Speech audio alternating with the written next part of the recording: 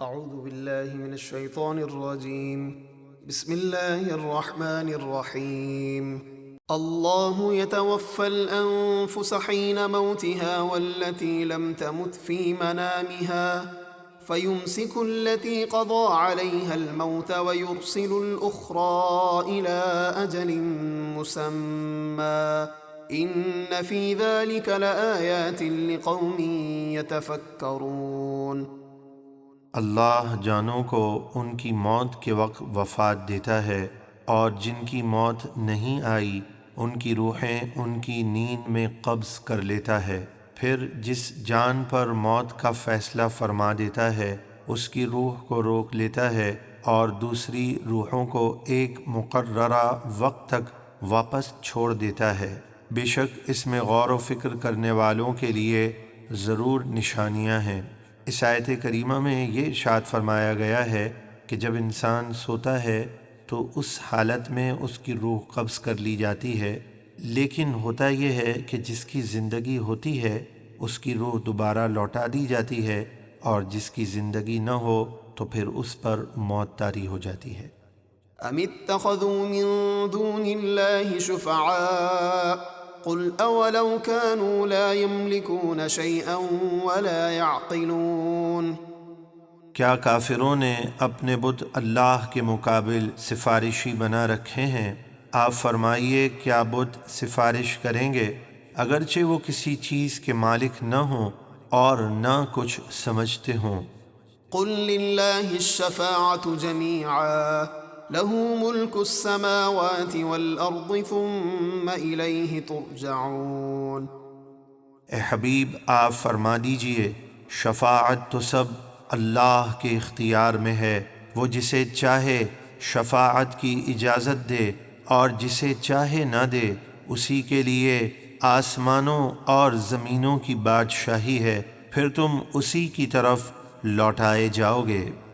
وَإِذَا ذُكِرَ اللَّهُ وَحْدَهُ اشْمَأَزَّتْ قُلُوبُ الَّذِينَ لَا يُؤْمِنُونَ بِالْآخِرَةِ وَإِذَا ذُكِرَ الَّذِينَ مِن دُونِهِ إِذَا هُمْ يَسْتَبْشِرُونَ۔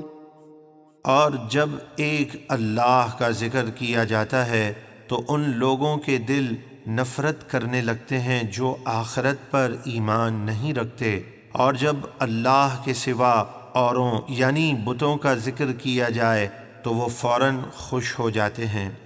قل اللهم فاطر السماوات والأرض عالم الغيب والشهادة أنت تحكم بين عبادك فيما كانوا فيه يختلفون۔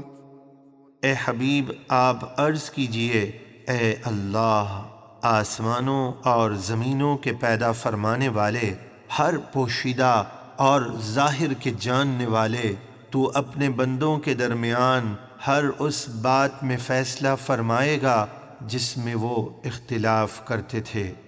وَلَوْ أَنَّ لِلَّذِينَ ظَلَمُوا مَا فِي الْأَرْضِ جَمِيعًا وَمِثْلَهُ مَعَهُ لَافْتَدَوْا بِهِ مِن سُوءِ الْعَذَابِ يَوْمَ الْقِيَامَةِ وَبَدَا لَهُم مِّنَ اللَّهِ مَا لَمْ يَكُونُوا يَحْتَسِبُونَ۔ اور اگر ظالموں یعنی کافروں کے لیے زمین کا تمام مال اور اس کے ساتھ اس جیسا مزید مال ہوتا تو وہ قیامت کے دن برے عذاب سے جان چھڑانے کے لیے سب کچھ دے دیتے، اور ان کے لیے اللہ کی طرف سے وہ شدید عذاب ظاہر ہوگا جو ان کے وہم و گمان میں بھی نہ تھا۔ وَبَدَا لَهُمْ سَيِّئَاتُ مَا كَسَبُوا وَحَاقَ بِهِم مَّا كَانُوا بِهِ يَسْتَهْزِئُونَ۔ اور ان پر ان کے کرتوتوں کی برائیاں ظاہر ہو جائیں گی، اور ان کو وہ عذاب گھیر لے گا جس کا مذاق اڑاتے تھے۔ فَإِذَا مَسَّ الْإِنسَانَ ضُرٌّ دَعَانَا ثُمَّ إِذَا خَوَّلْنَاهُ نِعْمَةً مِنَّا قَالَ إِنَّمَا أُوتِيتُهُ عَلَى عِلْمٍ بَلْ هِيَ فِتْنَةٌ وَلَكِنَّ أَكْثَرَهُمْ لَا يَعْلَمُونَ۔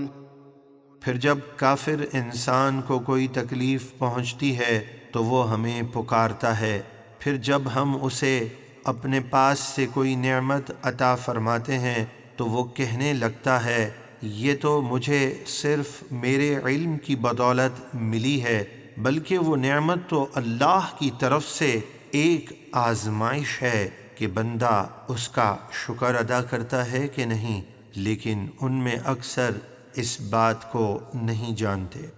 قد قالها الذين من قبلهم فما أغنى عنهم ما كانوا يكسبون۔